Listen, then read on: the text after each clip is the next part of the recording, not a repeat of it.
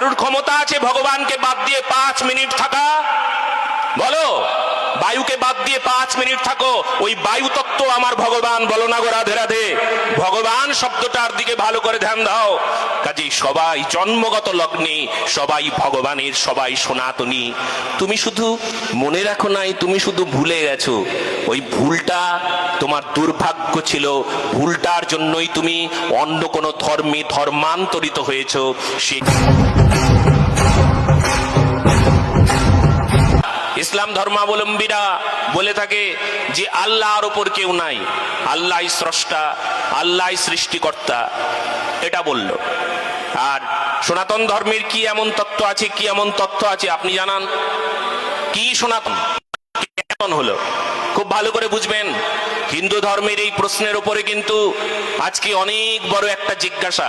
জিজ্ঞাসার পর কোনো হতাশা নাই, হতাশা নাই। জিজ্ঞাসার পর আমরা যে উত্তর পাবো না, সেই উত্তর আমাদের হৃদয়টা ভরে যাবে, আমাদের আনন্দ আসবে হৃদয়ে। ভালো করে জেনে নিন, খুব ভালো করে বুঝবেন। ভগবান, এখানে ভগবান, এখানে 5টি তত্ত্ব অবস্থান করছে। ভ গ বা আ ন, এখানে 5টি তত্ত্ব মানে পঞ্চতন্মাত্রয়। এখানে কি বিষয় আছে? ক্ষিতি, অপ, তেজ, মরুদ, ভূম।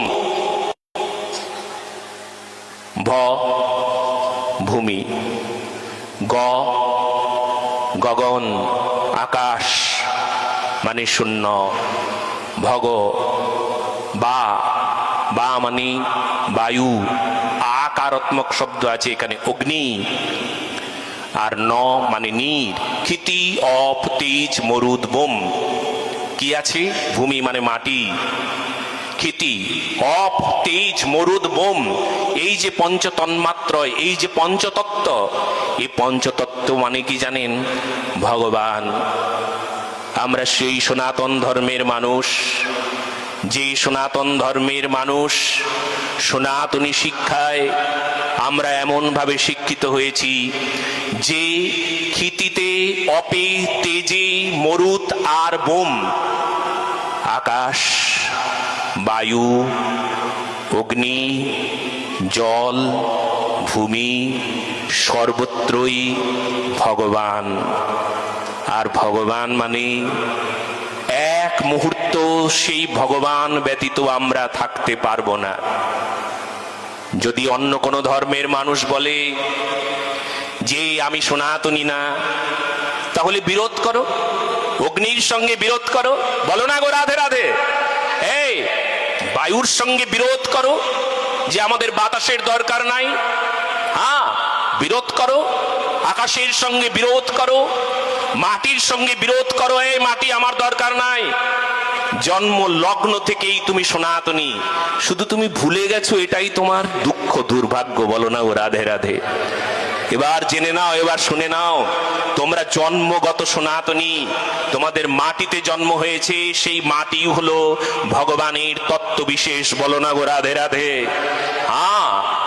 আর জন্ম লগ্ন থেকে নিঃশ্বাস যদি এক মুহূর্তে বন্ধ থাকতো না, বিরোধ করো বায়ুর সঙ্গে, করো বিরোধ যে 5 মিনিট আমরা এই ক্ষিতি, অপ, তেজ, মরুদ, বোম নেব না। 5 মিনিট ভগবানের সঙ্গে সম্বন্ধ নাই, 5 মিনিট ভগবানকে বাদ দিলাম।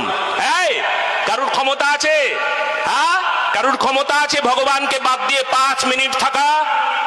বলো। বায়ুকে বাদ দিয়ে 5 মিনিট থাকো, ওই বায়ু তত্ত্ব আমার ভগবান। বলো না গো রাধে রাধে।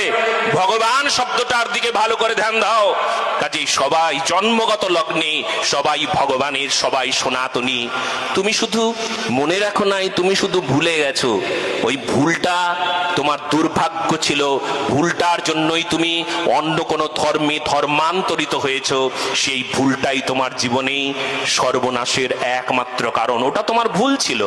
কিন্তু বিশ্বাস করো, তুমি যদি আমাদের সনাতন ধর্মের সঙ্গে বিরোধ করতে যাও না, সনাতন ধর্মের সঙ্গে যদি কখনো একবার বিরোধ করতে যাও, বিবাদ করতে যাও, তবে এই সবের সঙ্গে তোমাকে বিবাদ করতে হবে। পারবে? বলো না গো রাধে রাধে। বায়ুর সঙ্গে বিরোধ করো, বিবাদ করো। বায়ু, তুমি যেহেতু হিন্দু তত্ত্ব, যেহেতু সনাতনী তত্ত্ব, তোমাকে দরকার নাই। অগ্নি, অগ্নি গো, আগুন, তোমাকে দরকার নাই, এক মুহূর্তে তোমার প্রয়োজন নাই। হ্যাঁ, জল, ও জল, তুমি যেহেতু যেহেতু ভগবান, পরের ন, নীর, নীর মানে জল, তোমাকে দরকার নাই, যেহেতু তুমি ভগবানের, যেহেতু তুমি ভগবত তত্ত্ব, যেহেতু তুমি সনাতনী, জল তোমার সঙ্গে প্রয়োজন নাই, যাও যাও, তোমাকে বাদ দিলাম। 5 মিনিট বাদ দিয়ে থাকো তো। সনাতন ধর্মকে ছেড়ে 5 মিনিট থাকতে পারো না, অথচ সনাতনীর সঙ্গে বিরোধ করো তোমরা। বলো না গো রাধে রাধে। সনাতন ধর্ম তো তারে বলে যে ধর্মের তত্ত্ব প্রতি মুহূর্তে তোমার অনুভবে, প্রতি মুহূর্তে তোমাকে বাঁচিয়ে রাখে, তার নাম ভগবানের তত্ত্ব, তার নাম সনাতনী ধর্ম। বলো না গো রাধে রাধে।